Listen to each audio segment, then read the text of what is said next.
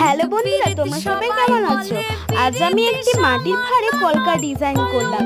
এই ডিজাইনটা আমি সামান্যর মধ্যেই করেছি। কেমন হয়েছে অবশ্যই কমেন্ট করে জানাবে। যদি ভালো লাগে তাহলে লাইক করবে, শেয়ার করবে এবং সাবস্ক্রাইব করবে।